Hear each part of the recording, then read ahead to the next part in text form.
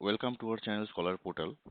তো বন্ধুরা সবাইকে আহ, আমি বলেছিলাম যে লেয়ার টু এর যে টেস্ট ওয়ান যেটা আমি সলিউশন দিয়েছিলাম, তো আশা করি তোমরা ওটা করেছিলে। তো আজকে দেখো লেয়ার টু এর test two, mock test two এর সলিউশন নিয়ে এসেছি। এর প্রশ্নপত্রটা আমি কয়েকদিন আগে আপলোড করেছিলাম আমাদের চ্যানেলে। তো আজকে আমরা ওই টেস্ট টু যেটা দেওয়া হয়েছিল, মক টেস্ট টু, সেইটার সলিউশন নিয়ে আজকে আমি আলোচনা করব। ঠিক আছে? তো আমি এখানে আনসারগুলো আমি বলে দিচ্ছি।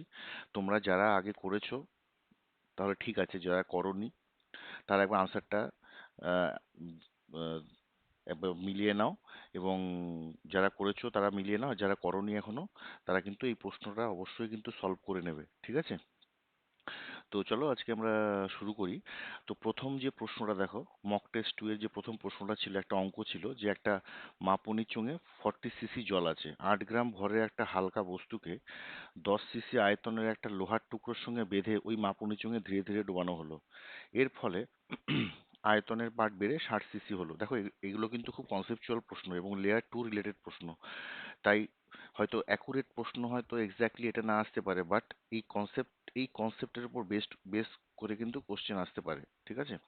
তো এখানে চেয়েছে হালকা বস্তুর ঘনত্ব নির্ণয় করো। তো এটার যে উত্তরটা হবে সেটা হবে বি, 0.8 গ্রাম/সিসি। তোমরা কিন্তু অবশ্যই কিন্তু অঙ্কগুলো করবে, এবং যদি কোনো প্রশ্নে কোনো অসুবিধা হয় সেটা জানাবে। আমি চেষ্টা করব যে ওটা ডাউটটা ক্লিয়ার করার। ঠিক আছে? Next question number two. একটি বস্তুকণা এক্স অক্ষ বরাবর চলছে। মূল বিন্দু থেকে এর সরণের সমীকরণটি হলো এটা, যেটা দেওয়া আছে, x = 8t - 3t²। এখানে এক্স আর টি যথাক্রমে মিটার ও সেকেন্ড এককে আছে। ঠিক আছে? এবার t=0 থেকে t=1 এই সেকেন্ডের মধ্যে কণাটির গড় বেগ নির্ণয় করতে বলেছে। তো দেখো এটা উত্তর হবে ডি, 5 মিটার/সেকেন্ড। ঠিক আছে? নেক্সট 3 নম্বর। ভূচুম্বক ক্ষেত্রের প্রাবল্যের উলম্ব উপাংশ কোথায় শূন্য হয় সেটা জানতে চেয়েছে। উত্তর হবে চৌম্বক নিরক্ষরেখায় শূন্য হয়। 4 নম্বর প্রশ্ন। যদি একটা উৎসের কম্পাঙ্ক 15 কিলোহার্জ হয়, তবে জলে ও বাতাসে শব্দ তরঙ্গের কম্পাঙ্ক কিভাবে পরিবর্তিত হবে? তো দেখো বন্ধুরা, এটার উত্তর হয়ে যাবে ডি, কম্পাঙ্কের কোনো পরিবর্তন হয় না। ঠিক আছে? তো নেক্সট 5 নম্বরের একটা প্রশ্ন আছে, এটা দেখো আমাদের কারেন্ট ইলেকট্রিসিটি থেকে একটা প্রশ্ন আছে, প্রবাহিত তড়িৎ। তো পাশের এই চিত্রটা দেওয়া আছে, এখানে বলা হয়েছে এই এ এবং বি এর মধ্যে তুল্য রোধটা বের করতে বলেছে। তো তোমরা এটা বের করবে। এটার উত্তর হবে এ, 5-এর এ হবে 5 ওহম। 6 নম্বরের প্রশ্নটা দেখো, একটি ব্লক এ তিনটি আলাদা তরলে যার কিনা ঘনত্ব D1, D2 এবং D3 ছবিতে যেমন দেখানো হয়েছে তেমন ভাবে ভাসছে। তো নিচের কোন সম্পর্কটি কিন্তু সঠিক, এটা বের করতে হবে। তো এখানে দেখো, যখনই পদার্থটা, বস্তুটি যখনই তোমার জলে নিমজ্জিত অবস্থায় ভাসছে, তো তার আহ, তরলের ঘনত্বের উপর কিন্তু ডিপেন্ড করবে এটা। তো এই ক্ষেত্রে আহ, দেখতে পাচ্ছ প্রথম ছবিতে এটা প্রায় নিমজ্জিত হয়ে গেছে। আহ এখানে 50% নিমজ্জিত হয়েছে, আর এখানে পুরোটাই কিন্তু নিমজ্জিত হয়েছে। ওকে? তো এই ক্ষেত্রে কোন কন্ডিশনটা অ্যাকচুয়াল হবে সেটা হবে হচ্ছে তোমাদের সি, অর্থাৎ D1 যে আছে, D1 এর ঘনত্বটা D3 থেকে বেশি, এবং D1 এর ঘনত্বটা D2 থেকে কম হবে। ওকে? তো এটা করে নেবে। নেক্সট দেখো 7 নম্বর প্রশ্ন। নিচের বিক্রিয়াগুলো থেকে এ, বি, সি ও ডি কে শনাক্ত করতে বলা হয়েছে। তো এটার উত্তর হবে ডি হবে। ডি হবে এটার উত্তর। ঠিক আছে? সোডিয়াম, জল H2O, সালফার ডাইঅক্সাইড H2SO3। 8 নম্বরের প্রশ্ন। যদি একটি ধাতুর নাইট্রাইট যৌগের সংকেত Mn হয়, তাহলে ওই ধাতুর অক্সালেট যৌগের সংকেত কত হবে? তো এটার উত্তর হবে আমাদের বি, M2C2O4 3। করে নেবে তোমরা এটা। আমি এর আগে বেশ কয়েকবার কিন্তু এই ধরনের প্রশ্ন কিন্তু আমি করিয়েছি অলরেডি। ঠিক আছে? 9 নম্বরের যে প্রশ্ন আছে, মৌল এক্স একটা পলি অ্যাটমিক অণু গঠন করে এবং মৌল ওয়াই ঘরের তাপমাত্রায় তরল। এক্স ও ওয়াই কে শনাক্ত করতে বলা হয়েছে। তো এটার উত্তর হবে বন্ধুরা x=0, y=br, x 0 sorry, x=O মানে অক্সিজেন, আর ওয়াই হলো তোমার ব্রোমিন। ঠিক আছে? 10 নম্বরের যে প্রশ্নটা আছে, যদি ওয়াই মৌলের আইসোটোপ 4OY এবং মানে 40 ওয়াই এবং 42 ওয়াই হয়, ঠিক আছে? মানে বেসিক্যালি ওয়াই হচ্ছে মৌল, তার আইসোটোপ হচ্ছে 40, আর এটা তোমার ভর সংখ্যা হলো 42 হয়, এবং প্রকৃতিতে এদের শতকরা পরিমাণ যদি 70% ও 30% হয়, তবে ওয়াই মৌলের পারমাণবিক ভরটা বের করতে বলা হয়েছে। তো এটা উত্তর হবে 40.6। 11 নম্বরের প্রশ্নটা, যদি পরমাণু অক্টেটের পরিবর্তে সেপ্টেট পেতে ইচ্ছুক হয় প্রথম কক্ষে দুটি ইলেকট্রন রেখে, তাহলে সোডিয়াম, যার পারমাণবিক ক্রমাঙ্ক 11, এবং অক্সিজেনের পারমাণবিক ক্রমাঙ্ক 8, এই বিক্রিয়া ঘটিত যৌগের সংকেত কি হবে? তো দেখো, এটা উত্তর হয়ে যাবে তোমার NaO2, 11C হবে। 12 নম্বরের অঙ্কটা, এটা সমাধান করতে বলা হয়েছে। এটা একটা ট্রিকি প্রশ্ন, এটা তোমাকে ট্রিকটা খাটাতে হবে। তো বেসিক্যালি এই ধরনের যখন অঙ্ক আসবে তখন তোমরা এটাই দেখে নেবে যে পুরোটা কিন্তু সলভ করতে যাবে না। সলভ করতে যাওয়া মানে কিন্তু এখানে কিন্তু টাইমের একটা ওয়েস্ট হবে, ঠিক আছে? তো বেসিক্যালি কি করবে, তোমার অপশন থেকে এখানে বসাবে। যেমন ধরো এখানে যদি 2028 বসাও, তাহলে এখানে 2028 -6, দ্যাট ইজ 2022 কাটা চলে যাবে। আবার এখানে যদি 2028 বসাও, -5, 2023 এটাও কাটা চলে যাবে, এবং এটাও কাটা চলে যাবে। তো দেখো এই এক্ষেত্রে কিন্তু ইকুয়েশনটা কিন্তু স্যাটিসফাই করছে, তার মানে ডেফিনেটলি কিন্তু এটা উত্তর এ হবে। এগুলো কিন্তু সলভ করতে যাবে না, এগুলো ট্রিকি প্রশ্ন, জাস্ট চেক করা হয় যে প্রেজেন্স অফ মাইন্ডটা কি আছে। ওকে, 13 নম্বরের যে প্রশ্নটা আছে, দেখো 13 নম্বরের প্রশ্নটা, এটা একটা এর সরলতম মানটা বের করতে হবে। ইজি আছে, অঙ্কটা করে নেবে। প্র্যাকটিস কিন্তু প্রত্যেকটা প্রশ্ন করবে, প্রত্যেকটা প্রশ্ন কিন্তু ইম্পর্টেন্ট লেয়ার 2 এর জন্য, ঠিক আছে? এই ধরনের প্রশ্ন কিন্তু পরীক্ষায় আসবে। 13-র যে সি, এটা উত্তর হবে 13C, 1 হবে এটা উত্তর।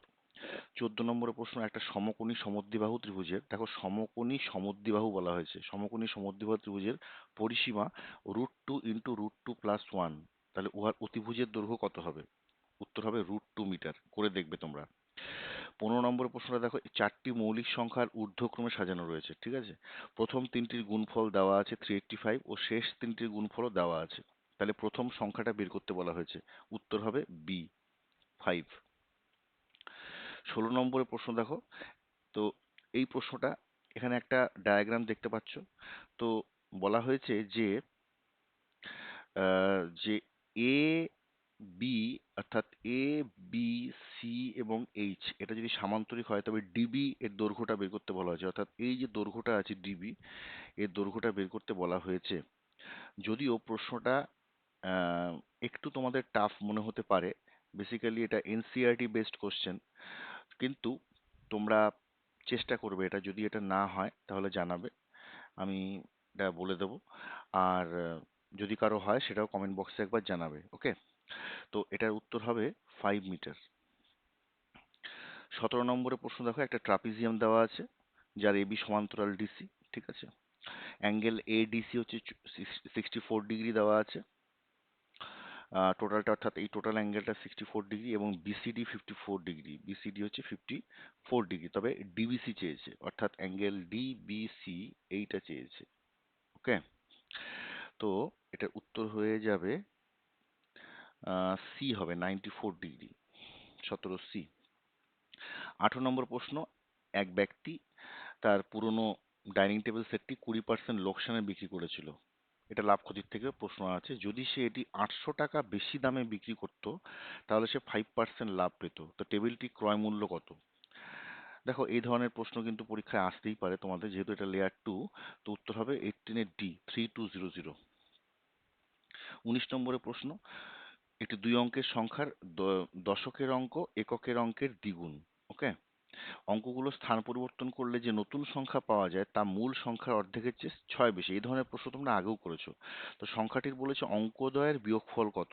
তো এটার উত্তর হবে এ হবে, অর্থাৎ 4 হবে, ঠিক আছে? তোমরা একবার করে দেখবে। 20 নম্বরের প্রশ্ন, মানবদেহে কোন অঙ্গটি এন্ডোক্রিন এবং এক্সোক্রিন উভয় হিসেবেই কাজ করে? উত্তর হবে আমাদের সি, প্যানক্রিয়াস। 21 নম্বরের প্রশ্ন, ATP উৎপাদনের জন্য মাইটোকন্ড্রিয়ার কোন অংশ সবচেয়ে গুরুত্বপূর্ণ?